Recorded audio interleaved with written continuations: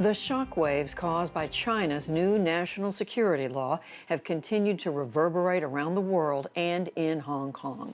Nick Schifrin spoke today with one activist who fled after the crackdown. Long before the national security law, the Chinese Communist Party targeted Hong Kong residents it considered anti-Beijing. That included, back in 2016, the youngest resident ever elected to the Legislative Council, then 23-year-old Nathan Law. Autonomy, democracy, and rule of law has always been our core values. Last summer, Law and other pro-democracy activists visited Washington to push Congress to sanction senior Chinese Communist officials. And he sat down with me for an interview with fellow activist Denise Ho. I promised to my constituency that I would not obey a regime that brutally kills its people. I will keep my promise in my campaign that I will serve the people instead of the regime. This week, speaking via video link, he continued to push Congress to act. So much is now lost in the city I love, the freedom to tell the truth. But after Hong Kong police, empowered by the new national security law, arrested activists not just for what they did, but what they said about Hong Kong independence, Law resigned from his prominent pro-democracy group and went into hiding. And Nathan Law joins me now from an undisclosed location. Why did you feel like you had to leave Hong Kong? Well, the national security law actually largely limits the international advocacy work in Hong Kong because it will basically put everyone in jail for advocating legislations in the other country that hold China accountable. If you ask for sanctions, you will be indicted and it will be like years of imprisonment. The law is very specific not only about what you just said about working with other countries, but also the nature of what people can say in Hong Kong, that people can be arrested for talking about Hong Kong independence more than just any actions that they actually make. How much of a chill does that language have on activism in Hong Kong?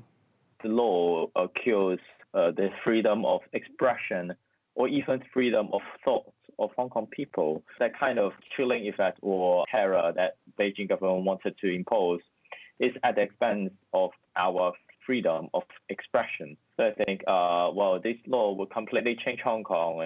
People are not free anymore to express their political opinion. And the one country, two system is basically that. Do you believe that there's anything people within Hong Kong can do or outside to actually change Beijing's decision about the future of Hong Kong? The future looks like very grim or bleak.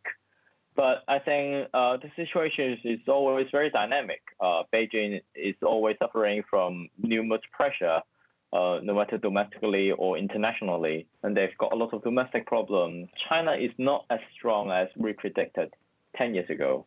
And they've a lot of problems. And the international community realized that. And if you see it in that way, I don't feel like we are entirely hopeless now. There are still possibilities for change.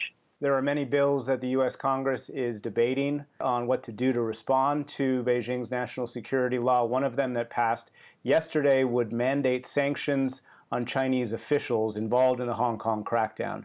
Will that help? This kind of sanctions towards officials are very effective, actually. But this is only one side of the coin. The other side is how we could help the people on the ground in Hong Kong that risking years of imprisonment, but also fighting against the authoritarian country. And it lies to how the international community could join hands together to form united front to fight against the authoritarian expansion of Chinese Communist Party. Over the last few days, I've talked to many Hong Kong pro-democracy activists, including members of the organization that you were in until this week. Do you fear, now that you've left, that you've somehow abandoned them?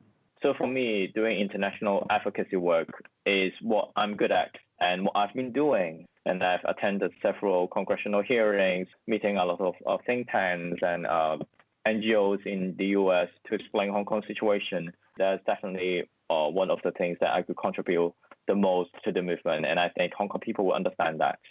You moved to Hong Kong as a child. You lived there for more than 2 decades. How difficult was it to make the decision to have to leave?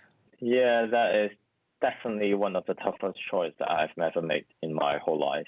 fleeing out to work on international advocacy work, well, basically means that Beijing would target you and you could possibly banned from going back for a long period of time.